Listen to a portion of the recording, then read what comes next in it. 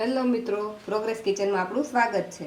આજે આપણે બનાવીશું peanut coconut barfi. Peanut coconut barfi બનાવવા માટે મેં 2 કપ સિંગદાણા લઈ લીધા છે, જેને મેં આ રીતે શેકી અને ફોતરા કાઢી નાખ્યા છે।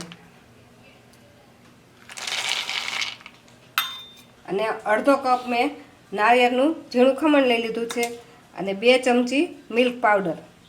આપણે 2 વાટકી સિંગના દાણા લીધા હતા, તો 2 વાટકી સિંગના દાણાની સામે આપણે જે માપથી સિંગના દાણા લીધા હોય એ માપની જ આપણે 1.5 વાટકો ભરીને ખાંડ લઈશું।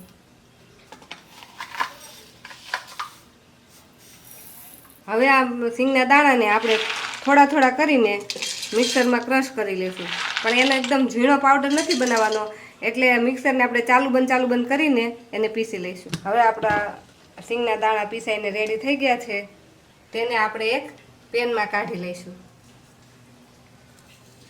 હવે તેમાં નાખી દઈશું આપણે ટોપરાનું છીણ। ટોપરાનું છીણ તમે વધારે ઓછું નાખવું હોય તો નાખી શકો। પછી એમાં નાખી દઈશું મિલ્ક પાવડર। હવે આ બધાને આપણે પહેલાં સારી રીતે મિક્સ કરી દઈશું।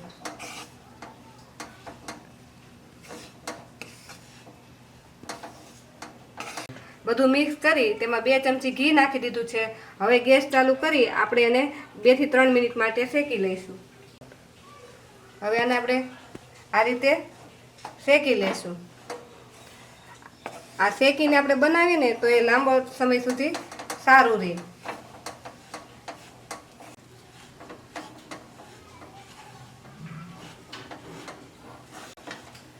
હવે આપણે આ 2-3 મિનિટ સુધી આ શેકાઈ ગયું છે। જો તમે જોઈ શકો છો કે શેકાતા એકદમ આ છૂટું છૂટું થઈ ગયું છે। હવે આપણે ગેસ બંધ કરી દઈશું અને આની માટે આપણે ચાસણી બનાવવાની તૈયારી કરી લઈશું। ચાસણી બનાવવા માટે મેં એક પેન લઈ લીધું છે, તેમાં આપણે ખાંડ નાખી દઈશું।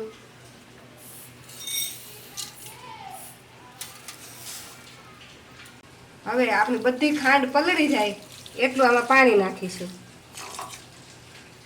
ગેસ ચાલુ કરી મીડિયમ તાપ ઉપર આપણે આની ચાસણી બનાવી લઈશું।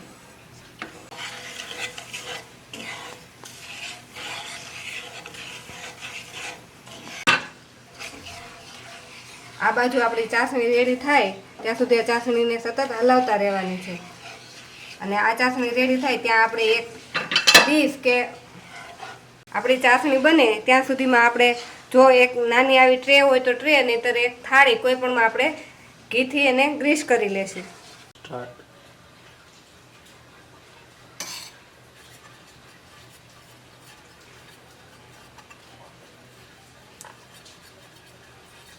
હવે આપણે આ બધી ખાંડ ઓગળી ગઈ છે। આના માટે આપણે પતલો એક તાર થાય એવી ચાસણી લેવાની છે।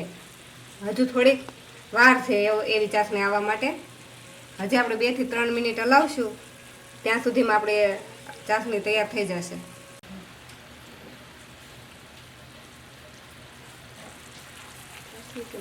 હવે આપણી ચાસણી રેડી થઈ ગઈ છે, તો આપણી ચાસણી આ રીતે એક પતલો તાર થાય એવી બની ગઈ છે।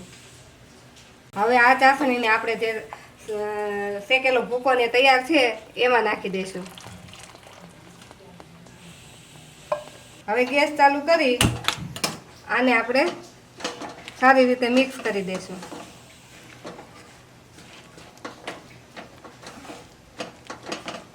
આ મિશ્રણને મિક્સ કરી આપણે આવી રીતે એક જ દિશામાં હલાવતા રહીશું અને ગેસની ફ્લેમ એકદમ સ્લો રાખીશું।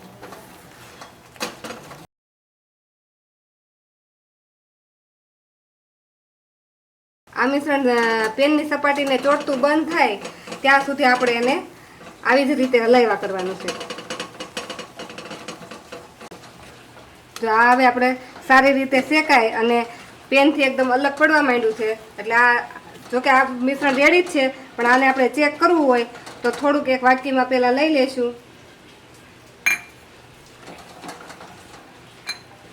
ગોળી વાળીશું। જો ગોળી બરાબર વળી જાય ને હાથે ચોટે નહીં તો આપણું મિશ્રણ રેડી છે। હવે આપણે આને એક ટ્રેમાં નાખી દઈશું, જે આપણે પહેલેથી ઘીથી ગ્રીસ કરીને રાખી છે તેમાં।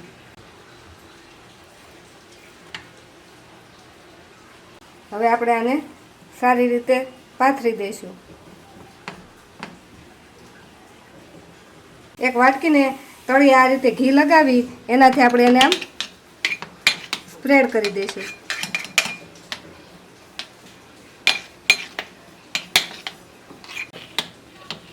આ આપણે સારી રીતે પથરાઈ ગયું છે. તો હવે આને આપણે ઠંડો થવા દઈશું. 15 થી 20 મિનિટ ઠંડો થાય પછી આપણે આના પીસ કરીશું.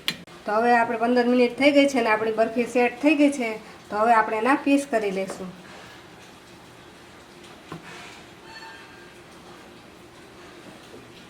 હું આને ચોરસ શેપમાં કાપીશ. તમને જે મનપસંદ શેપમાં તમે આને કાપી શકો છો.